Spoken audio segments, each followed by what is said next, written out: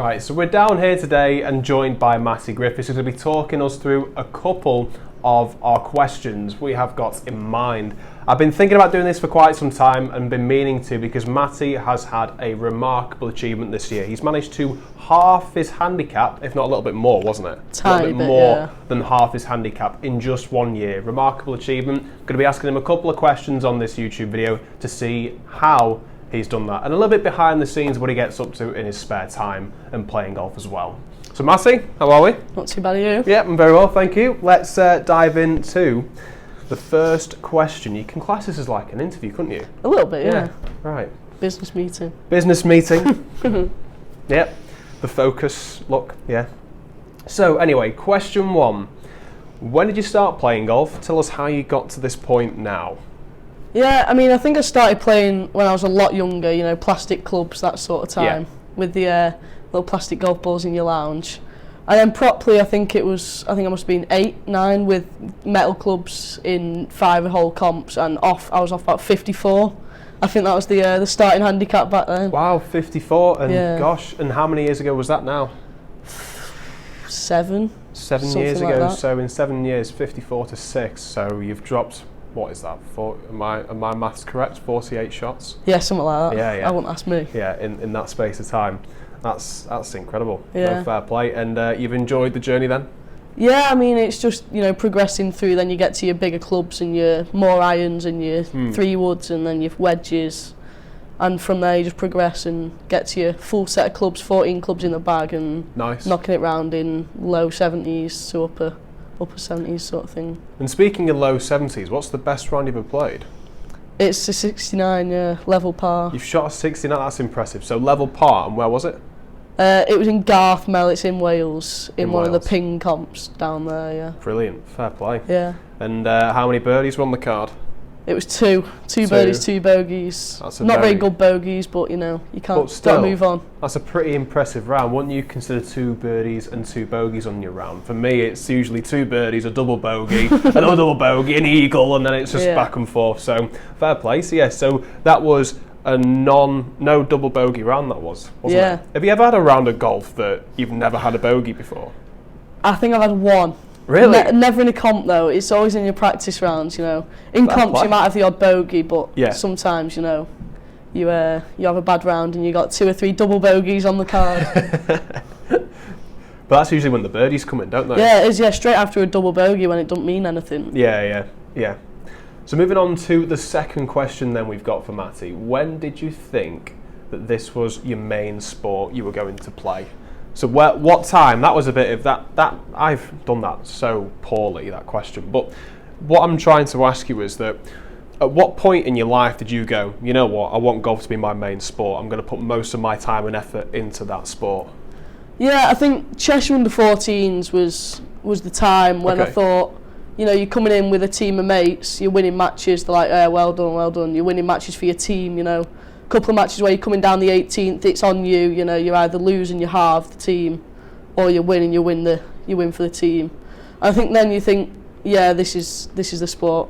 And that's through the competitive part of it that you enjoyed the most, would you say? I say practice rounds are fun, you know, with your mates. You can have a bit of fun, maybe do like a scramble or a team comp as within your mates, and then you get onto the course in a competitive comp, and you're like, yeah, come on, let's compete and get up there. Nice.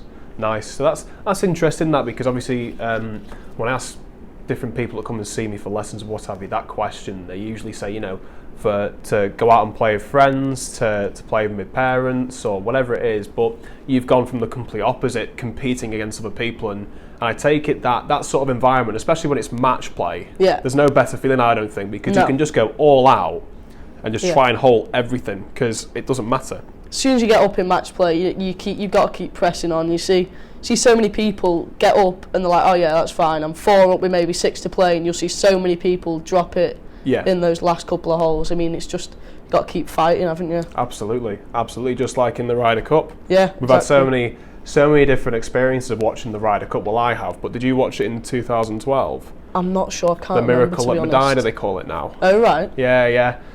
We were, correct me if I'm wrong, comment down below if I'm wrong, but we were 10-6 down on the final day, and we won by half a point. Oh, wow. Yeah, have a look at it. It's incredible. So moving on to the third question then. This time last year, you played off 13. You're now down to 6.3. That's exact. Correct, yeah. Okay, so you're down to 6. Remarkable achievement.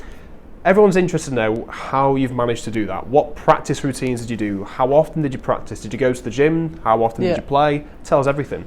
Yeah, I mean, through the summer, of course, when it's light till 8, 9 o'clock, you're at the golf club for 5, 6, 7 hours a day. Yeah. And a lot of that is chipping and putting. Is it? Yeah, I mean, I did a lot of chipping, and because I know that I can hit the shots on the range with your irons and your drivers. It's more if you bread and butter around the greens, that's what they say. Yeah. That's where you win, isn't it, really? Yeah, of course it is. No, absolutely. I suppose if you can, the old saying is, if you drive for show and putt for dough, isn't it? Yeah. Yeah, and what percentage would you say you practiced on the short games? That's putting and chipping compared to the long games. You were saying that you did 6 to 7 hours. Yeah. How many hours of them were on short game? 4. 4 hours at least. And then I might do a bit of pitching, if you want to call that, within short game from 50, we'll 60 call it yards. from 50, 60 yards and in, yeah. So then you're probably doing 4.5, 5 hours of chipping and putting, then you got probably half an hour on the range, and then hitting irons and an hour maybe. I always used to focus on chipping and putting. Yeah. And do you think that's your strongest part of your game? Yeah, I mean, the funny thing is, whenever I'm in a scramble with my parents or with mates, whenever they're around the green and they've pulled putter out, I'll have pulled sand wedge or 58 out, if you say. Yeah. So I always had that feel around the greens where I'm confident that I'm knocking it within a few feet almost every time. Brilliant. Fair play.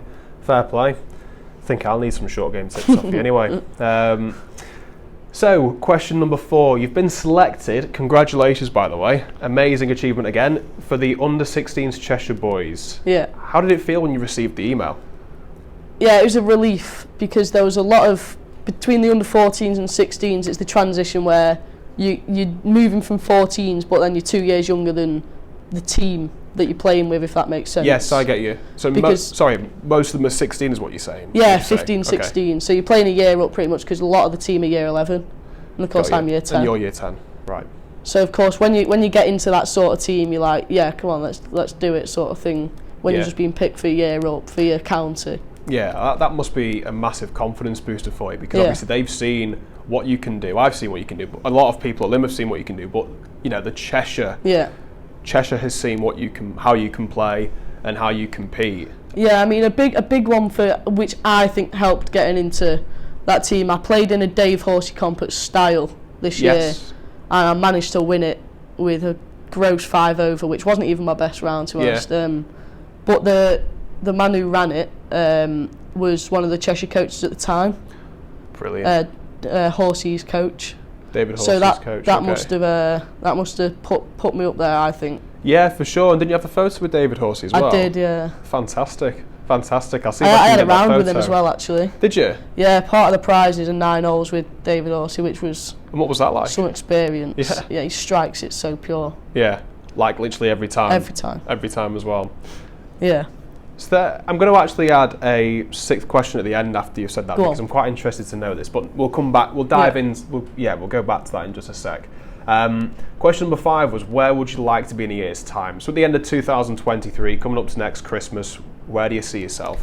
Yeah, so this year our ambitions have been off 9, which of course I've smashed already. Yeah. So coming into 2023, I'm hoping low single figures, so 2. Yeah. 3. Yeah. So a couple of shots, because of course when you get into this handicap sort of range now, it's much harder to drop your handicap than it was then. Yeah, it's 0.1 now every time, isn't it? Yeah, something like that. But I've got enough comps to compete in.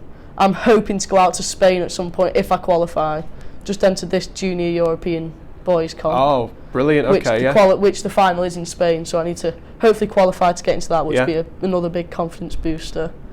But a couple of shots this year I think will be another good improvement. Set myself up for hopefully scratch in the next 2 years. Yeah, that's a really good goal. I think as well that obviously you've been able to half your handicap.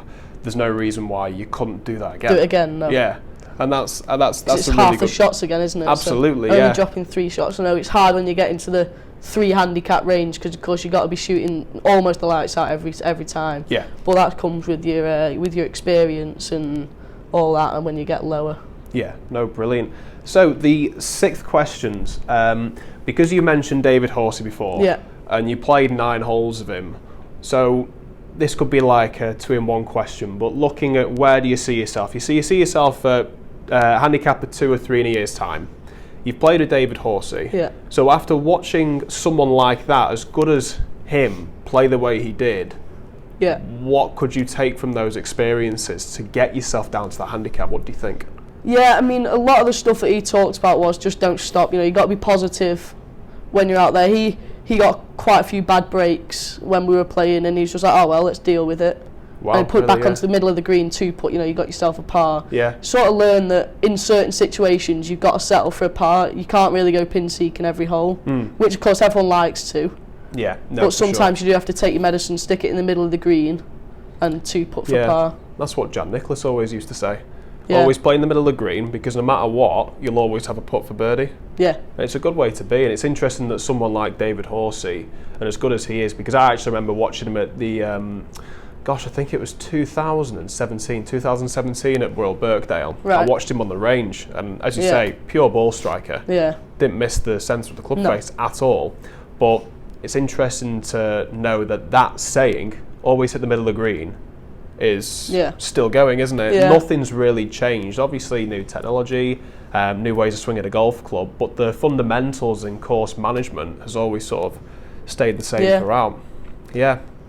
Well, no, Matty, thank you very much for coming on. Yeah, it's all right. This note, really appreciate it, and wishing you all the best for next year. Thank you. If there's anything that we can do, then give us a shout. Yeah, we'll do. We'll do more content, maybe more practice, more low stingers. Hopefully, yeah. Hopefully Anyway. beat you after that part 1. Yes, yeah, after the part 1. But, well, God. by the time they've seen this video, they would have seen part 2 and 3, I think. Oh, would they? I think. After it might be part 3, might be a... Just on the way. Yeah, just on the way when they see this video. Yeah. So make sure you stay tuned for all that, and there's lots more on the channel to come, including very similar videos like this. So make sure you hit the subscribe button, smash the like button, because it helps me with the algorithm and grow the channel. If you'd like to see more of Matty, make sure you comment down below. Thanks for watching. We'll see you soon.